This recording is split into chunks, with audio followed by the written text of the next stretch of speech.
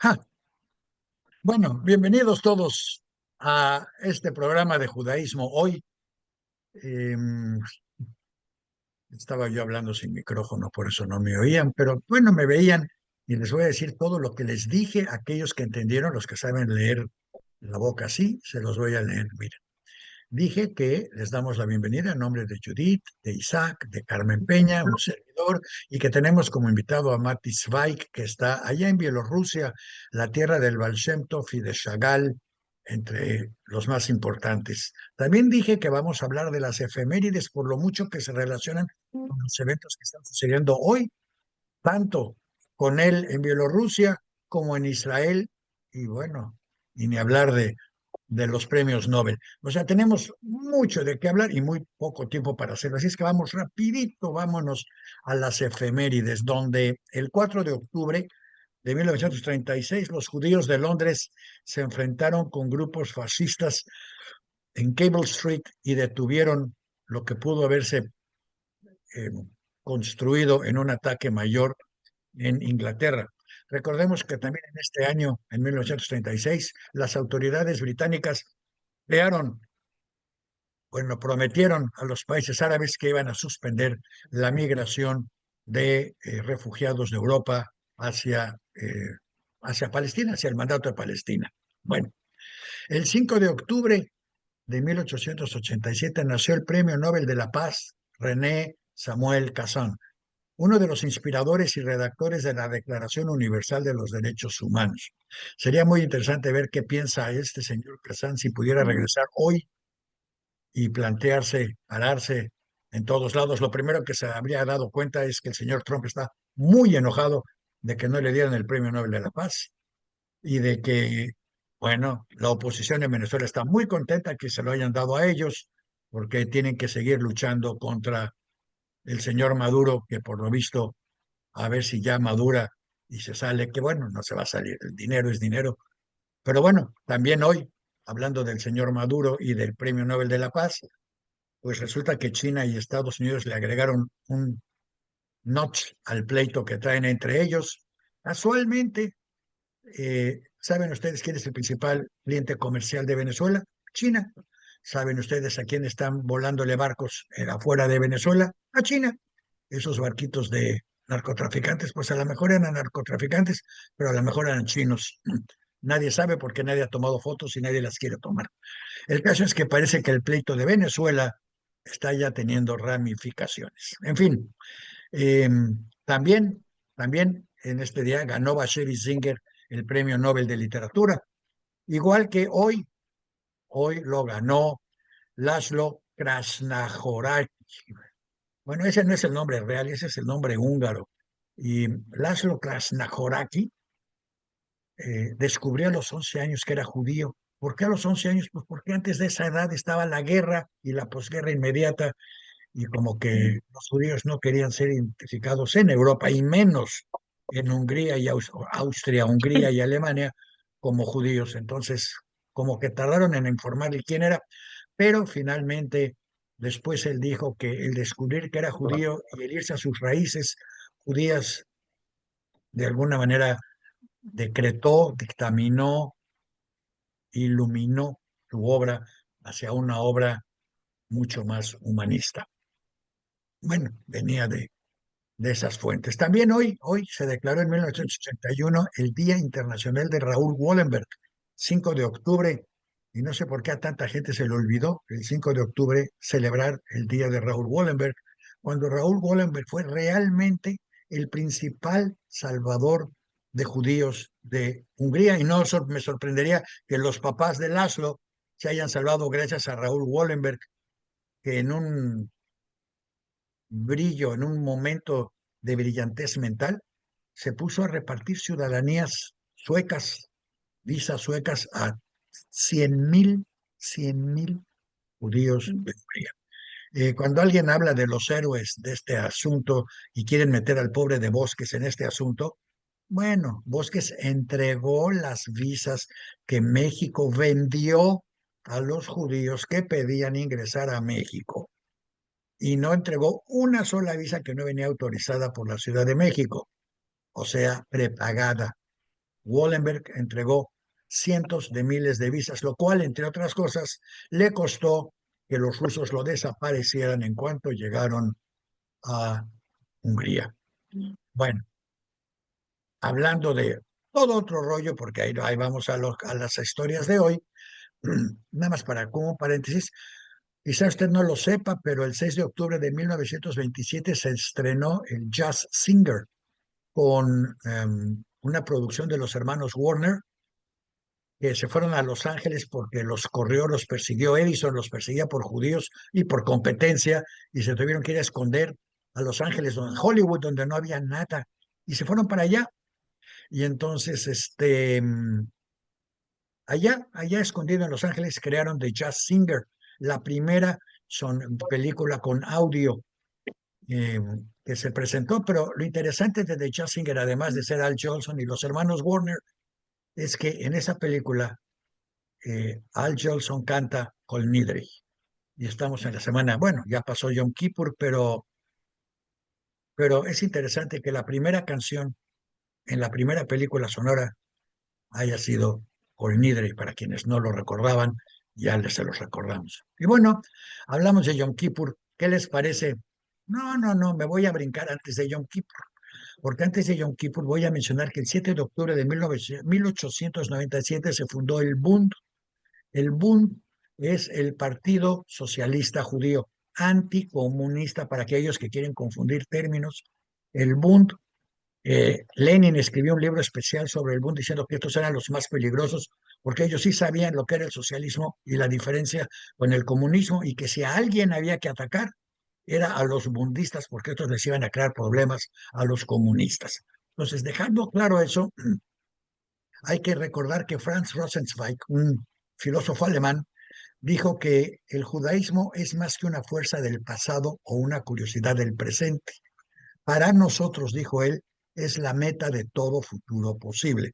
Y cuando se refería al judaísmo, se refería al judaísmo secular, no al judaísmo religioso, obviamente, aunque en Deuteronomio dicen, habéis pues de amar al extranjero, porque extranjeros fuisteis vosotros en la tierra de Egipto.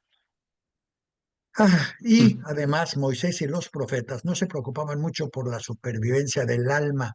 Eso no les importaba, porque nadie puede regresar a decir qué pasa o no pasa con las almas. No, se preocupaban por los desposeídos, la viuda, el pobre, el huérfano y el extranjero. Y esos son los valores básicos del judaísmo, multiplicados después por el heredero básicamente de esta filosofía, que es Spinoza, un judío sefaradí. Fíjense cómo se van armando los pasitos, por eso lo estamos repitiendo. Un judío sefaradí, que igual como el yiddish, a mi gusto, es una unión entre el judesmo y el yiddish, que decir, el yiddish no viene del alemán, viene del judesmo. Sí, sorpréndanse. Es una gramática idéntica al judesmo y se escribe igual que el judesmo. Cada letra tiene un sonido, todas las vocales están escritas, etcétera, no importa. El caso es que Spinoza une, como el yiddish y el judesmo, une a sefaradíes y ashkenazim en su ética, en una organización, y crea una organización de la que posteriormente saldrá todo lo que es la filosofía del siglo XX para bien y para mal. Bien, ahora sí, regresamos a terminar con lo del Bund. Mucha gente identifica al Bund como una organización antisionista. Hoy estaría de moda el Bund para todos los que no quieren ser netanianistas o no quieren que se les relacione con lo que está pasando en Gaza. A lo que ahí vamos para allá. Pero la realidad es que el antisionismo del Bund no era en contra de la creación de una nación judía. Ellos decían que tenía que tenerse mucho cuidado porque si lo hacían donde lo querían hacer, iba a haber una respuesta anticolonialista de los pobladores de esa tierra, y que mejor habría que buscar otro lugar. Y así se fueron a buscar a Crimea, se fueron a buscar a Birobillán. Ninguno funcionó muy bien, y el que funcionó mejor pues es exactamente en donde hoy se están enfrentando a la situación de que pues sí, son los colonialistas y no nos sueltan con ese tema. En fin, podemos seguir hablando mucho de la izquierda, pero vamos a dejarlo porque ya tenemos que brincar precisamente a los que se califican como colonialistas en Gaza. Ah, usted no sabe también, pero el 7 de octubre los palestinos secuestraron el crucero Aquile Lauro, 7 de octubre de 1985.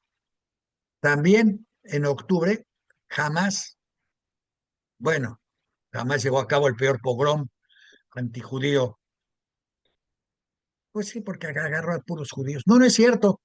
Anti-israelí, porque también agarró judíos y no judíos y agarró por parejo. En lo que yo sigo creyendo que no entiendo dónde estaba el ejército, la policía, la inteligencia y el gobierno israelí. Pero en fin, el caso es que en octubre ya ha habido otros ataques. En octubre fue la guerra de Yom Kippur. En octubre, ¿se acuerdan que hace un momento dije me voy a brincar la guerra de Yom Kippur? Bueno, en octubre, en el aniversario de la guerra de Yom Kippur, asesinaron a Sadat por haber firmado los tratados de paz. ¿Por qué lo subrayo? Porque hay toda una línea en el mundo árabe que no quiere que se reconozca la existencia del Estado de Israel. Y se llaman islamistas. Hoy el centro del Islam está, ay, curioso. Está en un país que se llama Qatar, que es socio de un señor que se llama Trump. Y cuando hablamos de Hamas, pues sí, Hamas es el brazo armado, pero el hecho es que hoy, si usted lee Diario Judío, hoy estamos enseñando una foto y publicando un artículo de un grupo que están subiendo a las líneas aéreas de Qatar, un grupo de islamistas, terroristas, que están subiendo un avión para que los lleven a nuevos lugares para tener nuevas guerras en contra de Occidente. En fin, para terminar con las efemérides, como parecen revueltas, pero se dan cuenta cómo todo va cayendo en la misma cajita. El 10 de octubre de 1945, y hoy es 10 de octubre, el Palmaj liberó a 208 inmigrantes del campo de detención de Atlit. Y con esto vamos a cerrar antes de invitar a Mati para que nos diga qué piensa de los israelíes, porque déjenme subrayar que los británicos se salieron del mandato de Palestina porque los terroristas judíos del grupo Stern, Irgun, Likud, etcétera, les pusieron bombas por todos lados. Pero tuvieron la inteligencia, yo no sé unos o los otros, bueno, los otros tuvieron la inteligencia de entregar a Begin como terrorista a los ingleses. Sí, sí, lo entregaron así como si jamás entregara a su líder terrorista para que el ala política, llamémosle Ben Gurión, que es la contraposición, obviamente, tomara control del país, el cual después, unos cuantos años después, como ustedes pueden ver, se los regresó al Irgun, al Steren y al Likud. Y bueno, aquí estamos en lo que ahora, por cierto, acaban de anunciar que ya se retiraron las tropas israelíes de donde se tenían que retirar de Gaza, pero se fueron más allá y nadie entiende por qué. Tenían que haberse quedado a 4 kilómetros de Kfar Aza y están a 1 kilómetro de Kfar Aza. También lo pueden leer en Diario Judío, ya está ahí publicado. El retiro de las tropas israelíes fue más allá de las fronteras en las que debía haber estado. Y bueno, por último, pues, ¿qué les vamos a recomendar? Primero, la música. La música de hoy les recomendamos Dishvui, el himno de el Bund, que usted puede escuchar en savethemusic.com o en el área de recomendados de Diario Judío. También les recomendamos el libro del Golem de Isaac Bashevis Singer, que va exactamente con todo lo que es la inteligencia o lo que yo llamo la estupidez artificial, que está tan de moda hoy. Lean el Golem para que entiendan cómo va a terminar este asunto. Y no pongo ningún libro del nuevo premio Nobel porque la verdad, yo ni sabía que existía este señor y no he leído ninguno de sus libros. Pero supongo que esa es la idea del premio Nobel, que gracias a esto nos enteramos que existen y pues nos vamos corriendo a tratar de leer qué hay por ahí. También en eventos les sugiero que vean en Diario Judío, en los recomendados, hay una imagen de Umam en Ucrania, donde todas las calles de Umam están retacadas con 200.000 judíos que llegaron a Umam, Ucrania, para celebrar Yontef con el Rebbe. Y de eso, pues a lo mejor nos puede hablar ahora sí. Bienvenido, Mati, y a lo mejor nos quieres hablar algo del Baal Shem Tov en Ucrania, como nosotros hablamos de Umam y del Rebbe Lubavitch en Umam. El Rebbe que, por cierto, le quedaban como 2.000 seguidores después de la guerra, y ahora hay 200.000 en las calles de Ucrania a la mitad de la guerra. Bueno, ¿qué tal, Daniel? ¿Cómo estás? Luego de unas cuantas semanas que no nos vimos, han pasado muchas cosas en México, en Israel, en el mundo. Y aquí estamos en una nueva etapa, luego de esta saga tan triste que ha durado ya más de 2 años. Y bueno, ¿querías primero hablar de los rabinos de Bielorrusia o primero hablar de No, vamos al lo que tema que pasa les en interesa Israel? que le interesa a todo el público. Realmente me da pena decirlo, pero no les interesan ni mis efemérides, ni los rabinos, ni nuestras recomendaciones. Quieren saber qué pasa con Israel, donde yo pienso que no va a pasar, que digo, aunque Estados Unidos ya mandó tropas, yo pienso que no, que esto no progresa, pero yo por eso escribí jamás uno, Israel cero. Pero mejor danos tú tu opinión desde adentro de la sociedad israelí. Bueno, mira, me han dado ya varias veces todo tipo de frases que tienen que ver también con la parte deportiva, si vamos 1-0, 2-0, realmente, eh, aunque ganemos teóricamente desde el punto de vista estratégico y tal vez a largo plazo, el partido está perdido desde el 7 de octubre del 2023. Perdido quiere decir de que hemos pasado un, un trauma colectivo de un gigantesco pogrom, que fue el más grande que hubo desde el Holocausto, en el cual al trauma de lo que pasó se le agrega el trauma colectivo de los secuestrados, primero 251, y luego, más que nada, por arreglos y no por sacarlos militarmente, que en total en 2 años se pudieron sacar nada más que 8 personas. Todo el resto ha llegado por arreglos con el Hamas, lamentablemente, con un mediador así, con un mediador así, con Qatar, con Estados Unidos. Ahora, si esto se va a dar, es no solo Qatar, Estados Unidos, sino también Egipto, que de vez en cuando entraba a las mediaciones, y muy sorprendentemente también Turquía, que se sabe que tienen relaciones con Hamas, pero que tanto por el lado nuestro como por todo lo que tiene que ver los poderes regionales no había entrado a la mediación y ahora sí. Y a los traumas que se agregaron a lo que pasó el 7 de octubre, y a los muertos y a los heridos, está el trauma de lo que tú has dicho, que es dónde estaba el ejército, por lo menos durante las primeras 5 o 6 horas de todo lo que ocurrió.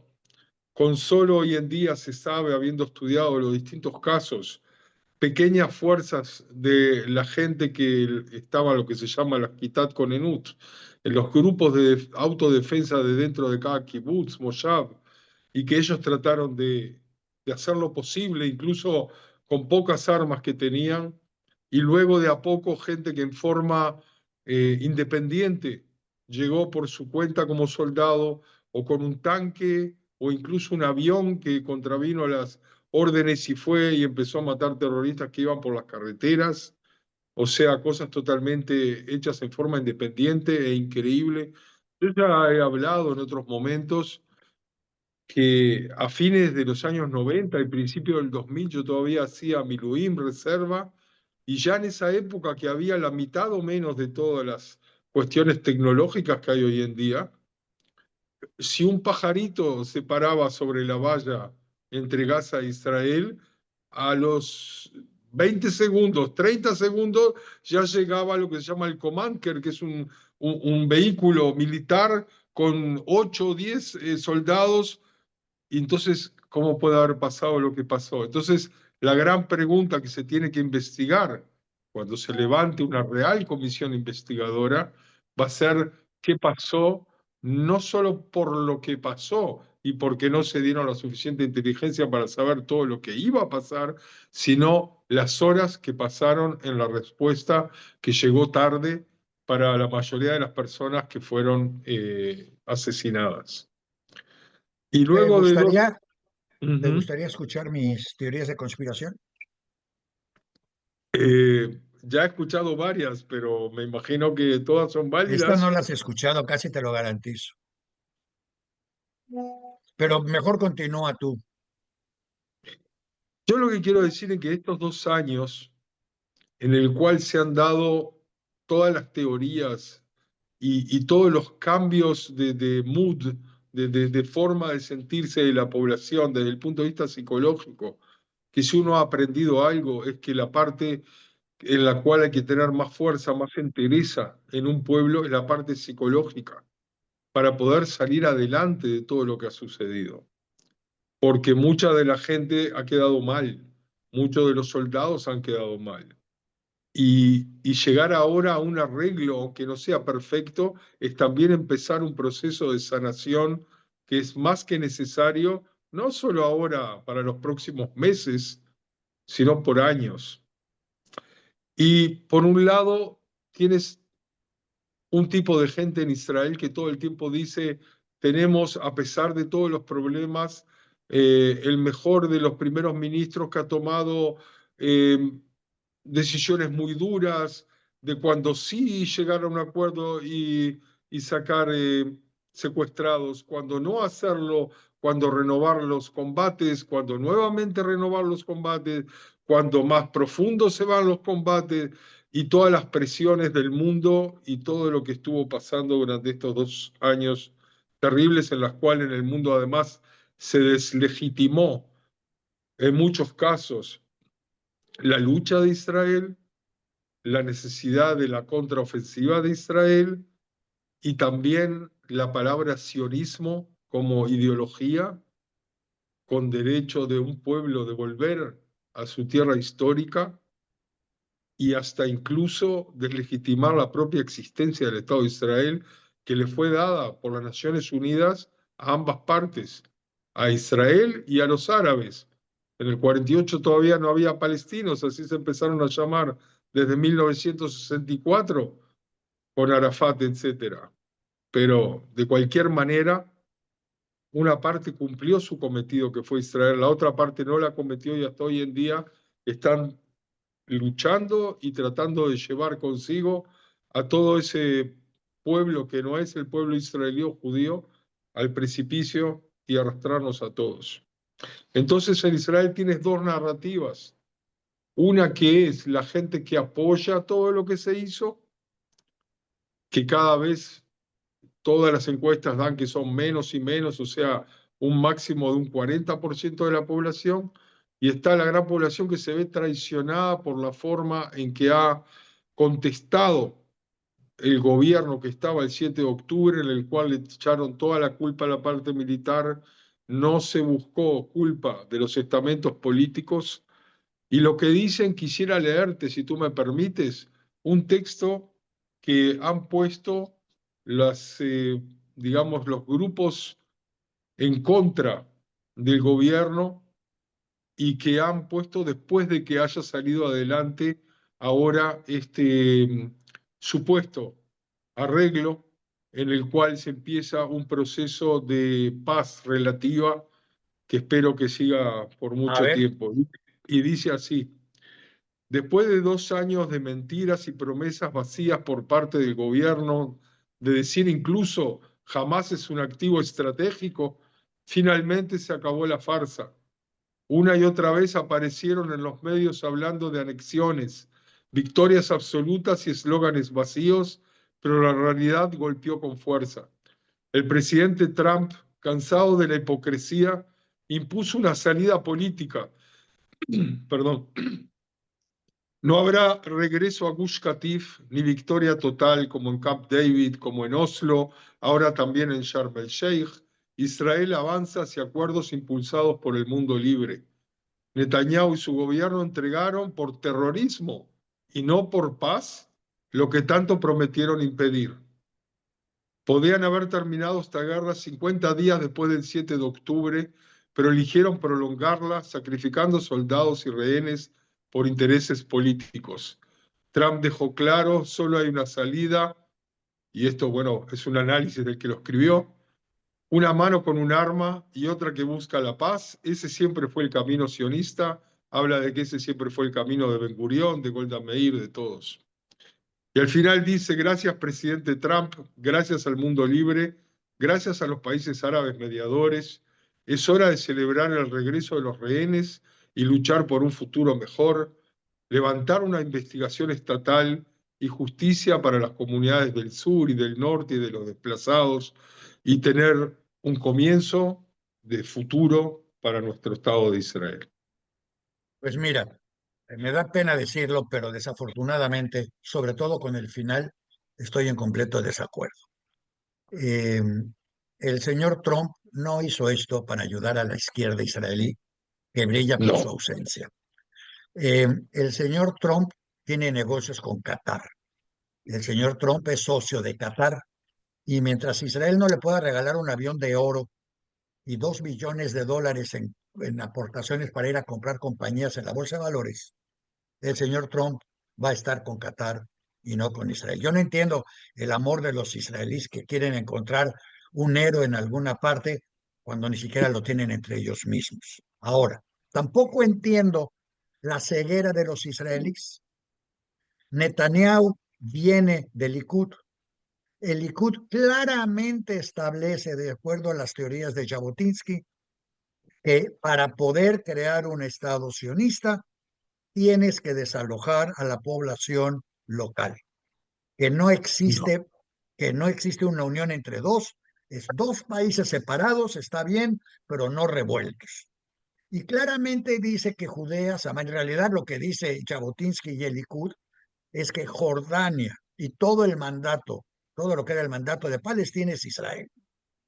Entonces, yo no entiendo qué parte no entienden de que Netanyahu está cumpliendo con la ideología de su partido para la cual lo votaron 30 años primer ministro. No es que lo votaron una vez. El señor ha estado ahí por 30 años. Ahora, para terminar con las teorías de elucubraciones locas, la mano derecha de Netanyahu son los religiosos. El fundamento de estos religiosos viene del rabino Soloveitchik. El rabino Soloveitchik en 1975 declaró que Nir Oz, el kibutz de Shomer Atzair, es la puerta del infierno. Y que si alguien quiere preguntar algo, que pregunte qué hace Nir Oz en Israel, no cómo es que puede haber un Nir Oz en Israel. Y él no lo entiende, pero si alguien le puede contar, porque en Iros no respetan el Shabbat, no comen kosher, trabajan los sábados, un Cohen se casa con divorciadas y las divorciadas se convierten, que las divorciadas se convierten en Alemania. O sea, todo lo que puede ser en contra de la irreductible alajá judía sucede en Ir Oz, donde casualmente fue el ataque fue el pogrom y donde casualmente hoy las tropas israelíes están a 1 kilómetro de distancia del Nir Oz en vez de estar a 3.5, que es lo que les daba el acuerdo. Entonces no entiendo, les pidieron que se quedaran a 3 kilómetros de la frontera y están a 1 kilómetro. Tampoco lo entiendo, pero me queda muy claro que hay una división ideológica extraordinaria en el Estado de Israel, como la hubo con los macabeos, como la hubo con Roma, bueno, obviamente, como la hubo con Babilonia. Y, y, y si la izquierda no se pone las pilas o los seculares, que por ahí ayer oí una encuesta que decía que quedan 5% de seculares en Israel nada más, y que el 30 y tantos % de la población se declara tradicionalista y el resto ortodoxo. Entonces, si esos son los números, porque además jugando a números, pues descubrimos que en Israel hay 2 generaciones adicionales de religiosos que no la hay en ninguna parte del mundo. Quiere decir, un jovencito de 20 años o una niña de 16 años en 1945 religiosa tuvo hijos 20 años después, cuando el secular andaba en la universidad y en Nepal y bailando y quién sabe cuántas cosas. Luego, 20 años después, cuando el secular ya se acordó de tener hijos y tuvo dos, los religiosos ya estaban en la siguiente generación. O sea, la niña de 16 tuvo una hija de 16, que a los 16 tuvo otra hija, más otros 5 más, contra el secular, que tuvo 2 hijos o 3, uno de los cuales se fue a MIT, a la mejor a México. a la mejor a Bielorrusia, yo qué sé, pero los otros 10, por pobres, si no por otra cosa, se quedaron en Israel y son los que votan. Porque además no tienen que pensar en qué votar, les dicen qué votar y ellos saben, eso es la maravilla de una religión, es eso, te resuelve la vida. Te dicen qué es bueno, qué es malo, qué hacer y qué no hacer. No tienes que andarte rompiendo. Ay, será bueno, será malo. Nada. Pues mi teoría de conspiración es que jamás era el brazo armado de Netanyahu para controlar a la autoridad palestina. Y que reconocer que él armó y permitió armar a Hamas le podría traer unos cuantos problemitas de imagen. Pero no hay quien lo reemplace. ¿Quién lo va a reemplazar? ¿Los religiosos? ¿La izquierda inexistente? ¿Los que están en MIT? ¿Los que están en Los Ángeles? O sea, realmente es una encrucijada muy difícil para Israel, porque además los que están en Israel cortaron sus raíces con el mundo judío y decidieron que desde Herzl para acá es una historia y de Herzl para abajo, todos somos unos borregos que nos dejamos matar y con los que no hay que hablar mucho, a menos que cambiemos nuestros nombres y decidamos hablar su idioma. Entonces se encuentran ahora como en un circo, como acróbatas en un circo, no tienen de dónde agarrarse. Y es una situación horripilosa a mi gusto porque se van a terminar agarrando de lo que encuentren. Y lo que van a encontrar va a ser o la religión o otra vez Netanyahu. Yo creo que si hoy hubiera elecciones en México, perdón, en Israel, Netanyahu ganaría. Por el número de votos. Yo, No por tener razón, sino por el número de votos. yo no sé si tú tienes razón, sé que desde el punto de vista sociológico ya se sabe de que cada generación hay más cantidad de religiosos, pero en Israel todavía hay una masa crítica de un 40% de laicos. Y, también dentro de ese 40% de laicos y también de la gente que se dice tradicionalista, hay distintos matices. Y la gente ultra religiosa en Israel pasó de ser un 7 a ser un 15.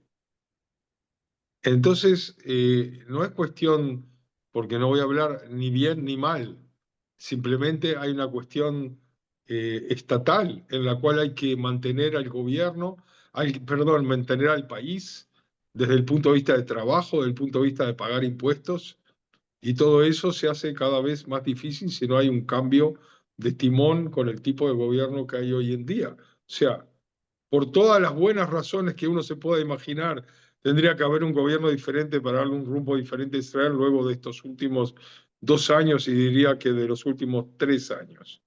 Bueno, Pero no quiero cortarte, pero Carmen me está haciendo señales de que ella lleva acá casi desde la madrugada esperando su turno y que quiere claro, ella también hablar, pero sí déjame dejar planteado para la próxima semana, espero que nos acompañes, el tema de todo este acuerdo que dice que es de paz, a mi gusto, lo único que hace es refrendar totalmente la posición de Hamas. Cuando hoy Qatar declaró que Hamas tiene una lucha digna, importante, que no hay que suspender, que hay que continuar, y le están regresando gas a Hamas con el corte, con el cruce de Rafa. ¿Quién va a vigilar qué pasa y qué no pasa ahí? bueno, teóricamente por ahora no. Israel hizo redeployment, que tú dices que están a 1 kilómetro en vez de 3 kilómetros. Hay distintos puntos dentro de la Franja de Gaza y ya hubo redeployments como 4 veces. Cuando sí quisieron, cuando no quisieron, cuando sí Rafía, cuando no Rafía. Y ahora, en este momento, la primera fase, Israel todavía se queda con Rafía, con una parte de Han Yunis, con el norte de Gaza. La cuestión es qué va a pasar cuando le pidan desarmarse a Hamas. Y ahí está el quid de la cuestión, si van a respetar a ese nuevo gobierno interino que teóricamente va a haber ahora y que no sé si Tony Blair va a venir a tomar café en Gaza o no. De Bueno, cualquier manera, una palabra más sobre Netanyahu y Hamas. Netanyahu continuó luego de Begin y en la época de Begin se levantó una corriente, una mentalidad en la cual decían que tanto en Judea y Samaria como en Gaza había que dar impulso a lo que se llamaba los, las comisiones de los pueblos.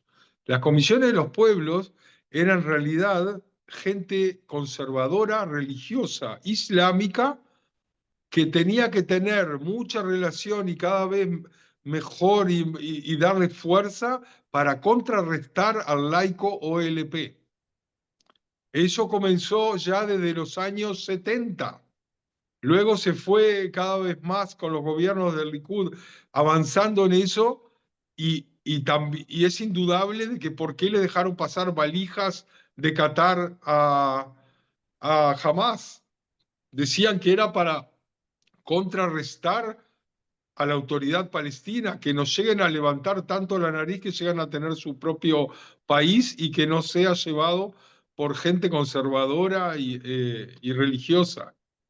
Y Pues en eso triunfaron. derivó después el Hamas, que hizo un pacto desde el punto de vista de ellos con el Satán, que son los chiitas de Irán, que lo apoyaron en todo militarmente.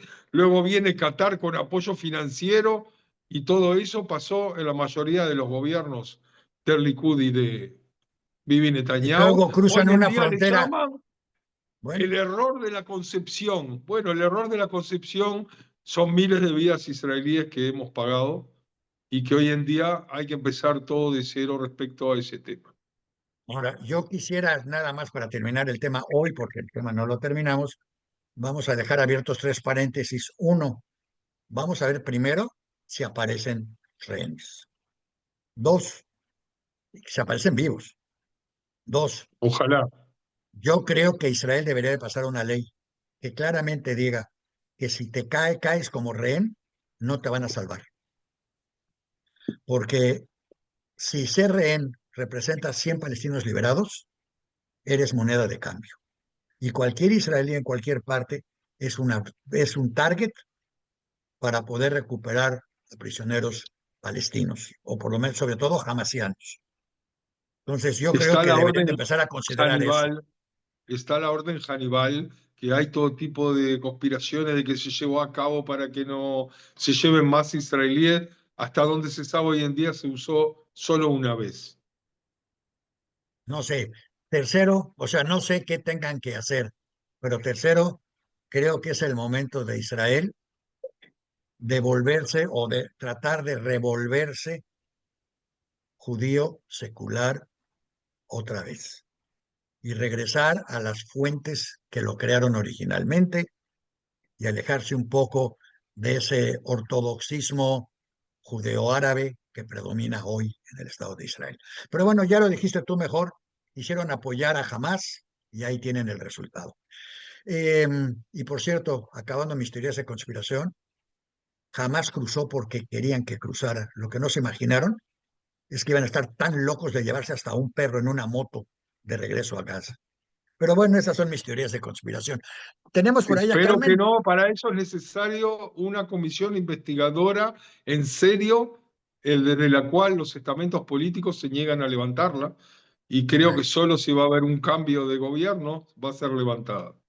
¿Y tú crees que si se levanta va a tener credibilidad? ¿O la van a acusar como, digo, es que igual que en Estados Unidos, todo lo que es en contra mío es falso? Entonces, no importa lo que digan, van a decir, no, esto es falso, lo están inventando, nadie hizo eso. No, bueno, es una tremenda encrucijada. Creo que es tiempo de ponerse a leer. Lean a Bashevi Singer, lean a judíos que escribieron en Yiddish y aprendan lo que aprendimos en 2000 años para sobrevivir, porque creo que les va a caer muy bien y espero que la próxima semana nos cuentes lo que tú estás viendo ahí en las tierras en las que todo esto se cocinó, desde el Baal Shem Tov, que creó la no ortodoxia judía, aunque terminara en la ortodoxia, hasta Weizmann. Entonces, pues eso vamos a Y platicar. Golda, y Shimon Pérez, y otros muchos. Yo no lo mencioné porque me cae muy mal, porque siento que se pone un sombrerito que no le queda. Siento que él fue el que provocó y facilitó la llegada de Begin al poder. Que si Simón Pérez no hubiera llegado, pero esas son mis teorías muy particulares y como todas son altamente discutibles. Que por cierto, hablando de discusión, déjenme decirles, porque ya tenemos acá toda una serie de reclamaciones diciendo que, que, que, mm, que el Golem fue escrito por, déjenme ver acá, Gustav Meyrink. Bueno, sí, en 1915, Gustav Meyrink escribió el primer Golem, pero posteriormente Isaac Bashevis Singer escribió el segundo Golem. La diferencia es que el Golem de Meyrink es un golem de barro, Es eh, verdad. en el que habla de, es como una fuente de simbolismo cabalístico y trata de romper la atmósfera opresiva en la Praga judía de 1915. En cambio, el de Singer ya nació en la Praga no opresiva, ya nació en la Praga de Freud, de Fromm y de todos ellos. Y prácticamente, pues casi, casi el golem es un estilo narrativo el que tiene Bashevis Singer. En recomendados lo van a poder ver, ahí está la portada, está todo. No nos equivocamos, yo lo que recomendé fue que lean el Golem, porque en el Golem de Meyrink lo que leen es cómo alimentan al, al, al muñeco de barro y cómo el muñeco de barro rompe las instrucciones como si fuera inteligencia artificial, rompe el código que le están dando y se come a los creadores prácticamente. Bueno, se lleva a la hija del rabino y en la de Bashevis Singer es lo que sigue. Léanlo y luego cuéntenos. Y ahora, ¿qué te parece si le damos entrada a Carmen? Porque Carmen quiere hablarnos de una persona a la que verdaderamente jamás he oído hablar de ella y es muy importante, ¿verdad, Carmen? A ver, Hola, ¿dónde está? ¿cómo están? Ahí está Carmen. ¿Qué creen que no tengo imagen el día de hoy? No sé qué le pasó a mi computadora otra vez. Bueno, yo vi ahí una pequeña imagen tuya así de lejos, pero tienes voz y tienes voto, Carmen. Eso sí, pero ahora hice la maldad. Le hice la maldad a Isaac porque le dije ayer que iba a hablar de un personaje y que se lo cambio por otro. Bueno, qué bueno. Cuéntanos de por quién vas a hablar. Hoy voy a hablar de Isaac Capón, que me parece un personajazo de la comunidad judía de México y del cual encontré un montón de fotos para que la gente pueda conocerlo y pueda saber más acerca de su labor. Entonces, por acá tengo material muy valioso que fue brindado gracias a Mariana Rivera Naya, que es la encargada de trabajar el archivo sefaradí y que me hizo el favor de buscarme material muy padre sobre la familia Capón y sobre la historia de Isaac Capón, el cual lo voy a dejar aquí para la memoria del programa, para quien quiera leer más sobre la historia de Capón, pues lea y también sobre la historia de la fundación de la comunidad sefaradí de México, que está muy padre, muy interesante, y ya para que no digan que somos Ashkenaz Center, pues también hay aquí de todas las comunidades. Entonces, hoy toca hablar de la sefaradí. Y como no tengo imagen yo, pues para que vean mejor a Isaac Capón, les voy a ir poniendo las fotografías que me hicieron favor de pasar. ¿Te parece bien? Me parece perfecto. Muy bien, pues aquí tenemos una primera fotografía de 1925 de Nahama y Oro Capón en Salónica, hermano de Isaac Capón. Esta familia desaparecida lamentablemente en la Shoah. Esto forma parte del archivo de la comunidad sefaradí. Y sabemos que los archivos personales se conforman de diversas cosas, pueden ser de fotografías, como en este caso, a lo mejor no debe de estar 100% la persona, pero con que estén miembros de su familia y represente algo para ella, pues por ahí la podemos resguardar.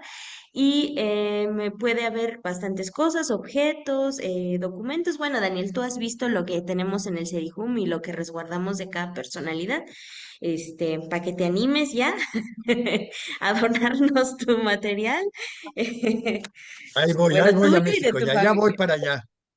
Me veo mal, ¿verdad? Me veo mal. No, no, Pero no, bueno, al contrario, está perfecto, para eso estás acá. muy bien, muy bien. Ahora no está Isaac, ¿verdad? Aparentemente no, creo que está enojadito, pero Sí continúa. estamos, Carmen, sí estamos oyéndote. Y por eso Ay, no muy puse, bien. para no caer en tu truco, no puse en la invitación, que no le gustó a Daniel, no puse de quién se trataba, sino puse una personalidad de la comunidad judía. Que además, Muy bien. si no me equivoco, familiares del señor Isaac Capón, ¿sí? eran fieles oyentes de nuestro programa de judaísmo hoy.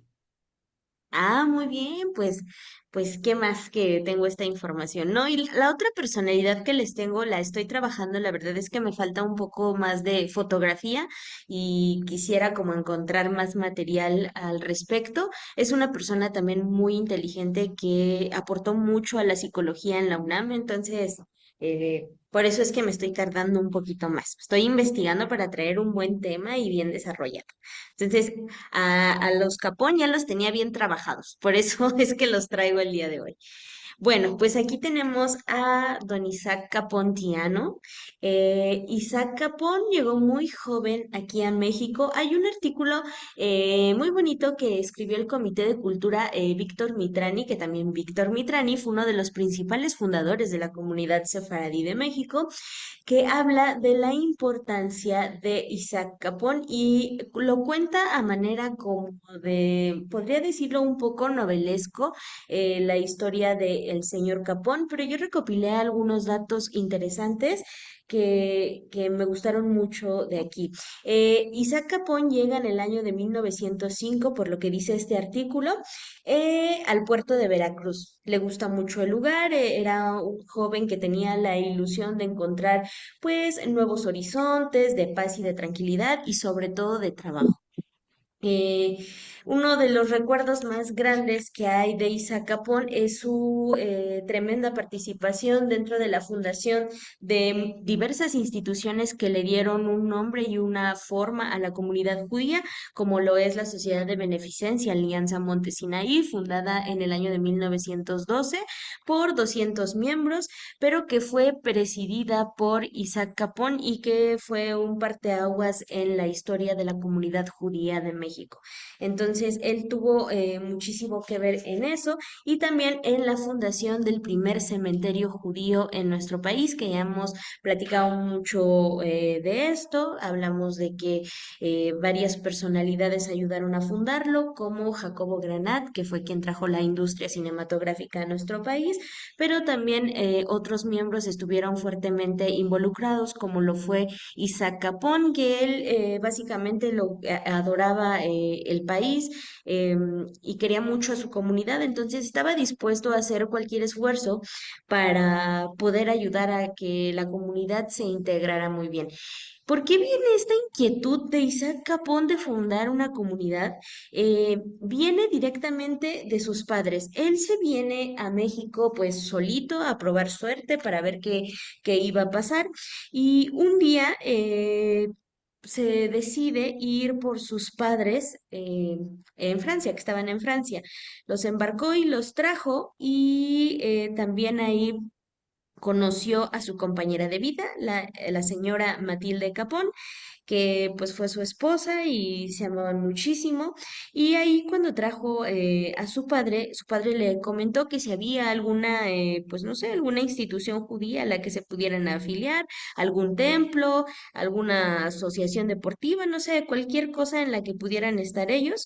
Y pues Isaac le contestó que realmente no había como una institución fija, que los judíos vivían como tal en el centro histórico de la Ciudad de México, pero no como una organización. Entonces fue cuando surge como esta espinita de que pues su papá adquiere como el sueño de su papá para sí mismo y se pone como objetivo la fundación de una sociedad que pueda incluir a todos los judíos y que les dé una organización como tal. Y es así como surge esta idea de crear Sociedad de Beneficencia Alianza Montesinaí, con la participación de otras grandes personalidades como el rabino Martín Cielonca, que también les estoy preparando ese tema que es muy interesante, la participación del rabino Cielonca en la fundación de Monte Sinaí. Y bueno, como saben, pues de ahí la comunidad comenzó a separarse en sectores por diferencias culturales, religiosas, y pues sabemos de todo. Entonces, Isaac Capón decide separar a su comunidad y funda la fraternidad, que es la antecesora de la actual comunidad sefaradí de México, y empieza los preparativos para darle forma a la nueva comunidad que acogía a todos sus paisanos. Estas son algunas fotografías que tenemos sobre la historia de vida de Isaac Capón, que incluyen la historia de su familia y también su historia personal. Acá tenemos el hijo de Isaac Capón, Elías Capón, que también estuvo aquí en México. Acá tenemos a Isaac y a su esposa Matilde, una foto antigua que se me hace increíble y muy bonita. Pues ya sabemos los típicos paseos de las familias judías migrantes en diversas locaciones icónicas de nuestro país. Pues aquí tenemos una muestra de ella. Acá tenemos, me parece ser, si no me equivoco, esta es una fotografía de sus padres. Su padre falleció muy poquito después de llegar a México, según los escritos que he encontrado. El Señor tuvo por ahí lo que le dicen la muerte de los justos, que es que se fue a dormir y pues ya no despertó, ¿no?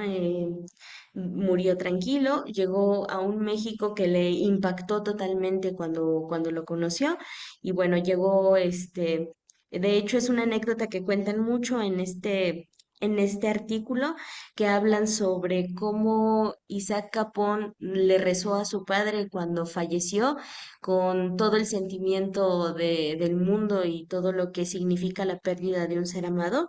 Y al siguiente día lo veías con los ojos llenos de lágrimas, pero empezando con la construcción de la primera comunidad judía de México, siguiendo el consejo de su padre y el sueño de ver una comunidad formada en nuestro país. Acá tenemos a Elías Capón de chiquitín. Acá otras fotografías de la familia con Elías Capón y su institutriz. Estas fotografías a mí me parecen preciosas. A lo mejor y alguien llega a identificar bien a las personas que están en esta imagen, pero a mí me parecen muy especiales estas fotografías y que se resguarden para la posteridad. Acá tenemos las fiestas, pues sabemos que las familias están compuestas no solo de personas, sino de recuerdos y de cosas bonitas, que es lo que nosotros resguardamos aquí en el centro de documentación. Y esta es una fotografía de los 15 años de la hija déjenme les digo, de Elías Capón. Me parecen fotografías muy bonitas. Creo que ese es Isaac Capón, ya pues con sus añitos. Y también estuve leyendo en este artículo algo muy interesante que me gustó fue de que cuando se muda la comunidad sefaradí a la colonia Roma, pues Isaac era una persona que le gustaba mucho ayudar a los demás. Entonces se percata de que la comunidad de Alepo está realizando ciertas actividades de recaudación y de construcción de su primer templo, de los judíos de Alepo. Entonces el señor Isaac Capón se decide también a ayudar a la comunidad alepina a recaudar fondos para que pudieran formalizar la fundación de su primera sinagoga. Lamentablemente, él tiene que hacer un viaje en el inter de la recaudación y en este viaje cae enfermo 6 meses, entonces no puede seguir con la recaudación de los fondos hasta que regresa al país donde ya estaba delicado de salud, pero pues seguía haciendo sus labores comunitarias y siguió ayudando a la comunidad de Alepo a conseguir lo necesario para la fundación de la sinagoga Rodfesedek, que es donde se ubica el centro de documentación, y tiempo después le pareció una buena idea que no solo todas las comunidades pues ya tenían su templo, la comunidad Ashkenazí, los judíos de Damasco tenían el suyo y ahora los judíos de Alepo, y le parecía que los judíos sefaradíes también necesitaban tener un lugar en donde congregarse, y es así como surge o le surge la idea de la fundación del primer templo sefaradí, que es el que se encuentra en la calle de Monterrey, también aquí en la colonia Roma. Ya le parecía que pues ya la comunidad sefaradí debería de dejar de rezar en el templo, me parece ser el templo metodista del centro histórico de la Ciudad de México, y es así como empieza ahora la recaudación de fondos para la construcción de la Sinagoga de Monterrey, y pues ahí Isaac Capón ya estaba un poquito más delicado de salud, pero pues todos sus esfuerzos fueron llevados y culminaron en la inauguración del templo Rabí Yehuda Levi, que es muy bonito y que está muy cerquita también de aquí. Esta es una fotografía de la casa de Isaac Capón en San Ángel, que esa a mí me fascina, no sé ustedes, pero se me hace una fotografía súper, súper bonita. Esa también me la enseñó esta Mariana, que la trajo a una junta, y a mí me gustó muchísimo esta fotografía, se me hace de las más especiales que tenemos, y ahí podemos ver todos los detalles de la época, la familia Capón, y bueno, hasta ahí la carreta. No, me encanta, esta casa se me hace maravillosa, una casa de ensueño. Aquí hay otra Sí, fotografía de la casa de San Ángel, también muy bonita, y con la familia Capón posando en la entrada. Esta es la casa por dentro, vean nomás qué casa. Está bien padre, la verdad, se ve muy, muy bonita. La verdad que al señor Isaac Capón le fue muy bien, tuvo, al parecer, por lo que cuentan aquí las personas de la comunidad sefaradí, tuvo buena suerte en los negocios, tuvo buenas personas a su alrededor, ayudó muchísimo, fundó instituciones que hasta la fecha son de las bases en la comunidad judía de México. Entonces, pues tuvo una vida bonita. Acá otra fotografía dentro de la casa. A mí me encantan ahora ya no se usan, pero a mí me encantan las carpetitas, y ahí pues podemos ver los estilos que manejaban los hogares pues en aquel entonces, una casa muy bonita, muy ornamental. Y esta es su ficha migratoria del señor Isaac Capón. Aquí lo podemos ver de mejor forma, de los poquitos también sobrevivientes de la comunidad de Salónica en Grecia, y también su familia, de las poquitas personas que sobrevivieron pues a las persecuciones tan terribles que hubo tiempo después. Aquí vemos que era comerciante, su nacionalidad era griega, y su domicilio después de San Ángel, creo que aquí estuvo en el Parque España, o no sé si fue al revés, ya lo checaré con más detalle. Y lo vemos que aquí entró por Nuevo Laredo, Tamaulipas, y ahí vemos otra. o sea, Pues se bueno, ese vino es de un Estados Unidos para poquito. acá.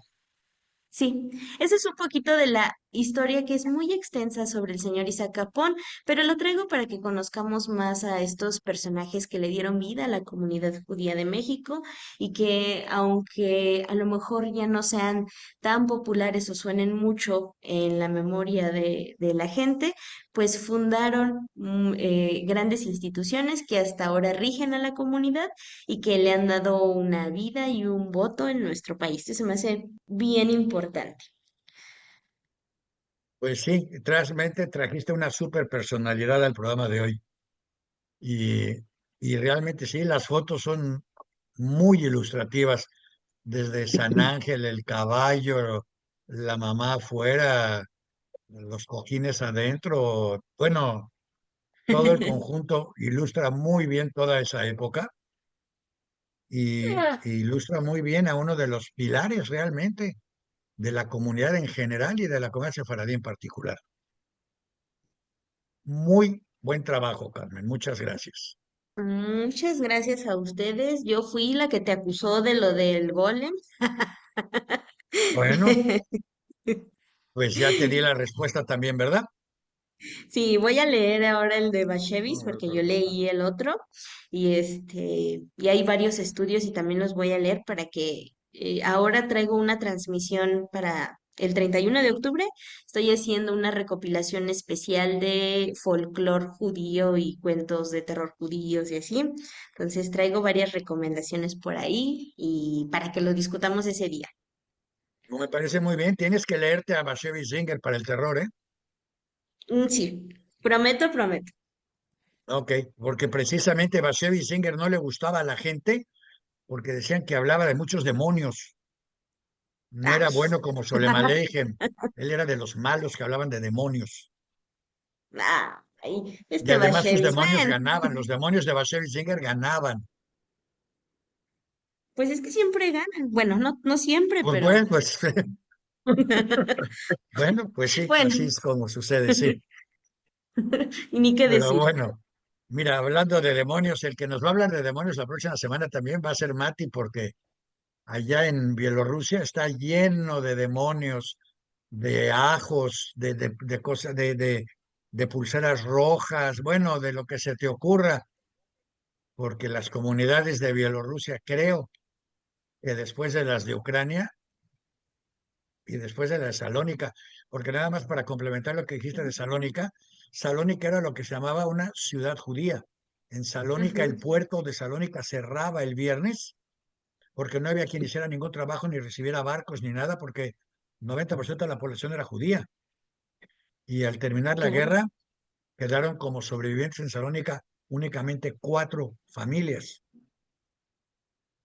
las cuales, a diferencia de Ujú, otros países, en Salónica les entregaron a estas familias las propiedades de la comunidad, no de los asesinados, pero sí de la comunidad, y solo con las propiedades que pertenecían a las organizaciones de la comunidad ujú, tuvieron más que suficiente dinero. Su mayor problema era cómo repartir el dinero que recibían entre refugiados, los pocos sobrevivientes, ayudar a la creación de Israel, etcétera, porque les llegó, tienen ingresos importantes y no tienen una comunidad en donde gastarlos.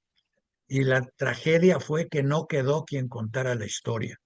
O sea, a diferencia de los Ashkenazim, a los sefaradís no les quedó nadie que contara su historia. Y bueno, si no hay quien cuente, todo se olvida. Pero qué bueno claro. que lo trajiste, que lo recordaste, que lo vimos. Ya vimos que este señor entró por Estados Unidos hacia México. Casi juraría, yo no lo puedo garantizar, pero casi juraría que él debe de ser resultado de la publicación del Sábado Secreto de Porfirio Díaz, que se distribuyó específicamente en Turquía y los Balcanes para atraer judíos sefaradíes a México. Y Seguramente, es era como, pues, yo lo veo de esta forma, era como un joven que venía como, pues sí, invitado, porque justo hay una parte del artículo que comenta ciertas preguntas que él se hacía cuando venía en el barco, que era si es fácil vivir en México, si se iba a adaptar y pues saber cómo me va, ¿no? Entonces yo creo que el hecho de que ya supiera que venía pues para acá, pues ya más o menos como que vislumbraba, o ya sabía más bien, o tenía así una es. idea. No, Ujú. y para ellos fue mucho más fácil porque hubo gente que bajaba del barco y decía, y chico, acá todos son judíos, porque pues los oían hablar en judesmo, bueno, sobre todo a los indígenas, porque los indígenas te hablan sí mismo y ansina y todas esas Ajá, palabras sí, que son del judesmo. Y esto dice, bueno, llegamos a un país judío y bueno, pues ahí están, bienvenidos a me México. encanta esa anécdota, es maravilloso. Entonces, ya lo No, que agregamos. pobres La próxima judíos semana, Mati, ashkenazí llegaban hablando el yiddish, pues sí, imagínate. pero el yiddish y el yudesmo, aunque tienen las mismas bases gramaticales, quien habla yiddish no entiende 2 palabras de yudesmo y viceversa, pero porque el yudesmo está cargado de palabras primero españolas con un refrito de turco, y el yiddish está cargado con palabras germánicas, Ujú. anglo-germánicas, con un refrito de hebreo. Entonces, no sé, y arameo, pero no cambiemos de tema. El tema me pareció muy interesante. El señor Capón merece ser recordado y merece ser recordado en la manera en que tú lo recordaste. Muchas gracias. Yo creo que voy a tener que darte los papeles de mi mamá para que algún día le hagas algo así, porque yo no se lo voy a hacer y el tener los papeles guardados Mm, tampoco va a ayudar de nada. vivo de promesas. Eso es, así es. Ya sabes, todos vivimos de promesas. Eh, Pero bueno, no vamos a entrar en detalles. Por lo pronto te damos las gracias y a todos los que nos escuchan les damos las gracias también, a todos los que hacen posible este programa, a Judith, a Isaac, a ti, a Mati, a todos, gracias por acompañarnos, a quienes nos acompañan todas las semanas también. Dile a Isaac que no se enoje, que no importan los detalles, que se ponga las No te pilas nada enojes, más. Isaac, Así, dile eso, es gracias. Y no a seas todos, malvado. Así es, les recordamos que la memoria está en Diario Judío, que las recomendaciones están en Diario Judío y, y bueno, pues muchas gracias. El programa lo pueden volver a escuchar en YouTube, Judaísmo Hoy MX, y suscríbase a la mejor producción que tenemos, que son los shorts de Judaísmo Hoy. Todos los días un short de 1 minuto sobre historia judía y sus repercusiones en la vida actual. 1 minuto. Bueno, pues quisiera decir que les cambiará la vida, pero no, no les va a cambiar nada, pero los va a divertir y les va a enseñar algo. Entonces, Judaísmo Hoy Shorts en YouTube. Y bueno, ya dijimos eso, dijimos que estamos también en Shorts, ya dijimos, estamos en Spotify y finalmente estamos en Facebook. Y claro, se pueden suscribir al boletín de Diario Judío, a muchos boletines que tenemos de Diario Judío, y descubrir por qué la gente que lee Diario Judío. Muchas gracias, gracias Mati, gracias Isa, gracias Judith, gracias Carmen, gracias a todos y hasta la próxima semana.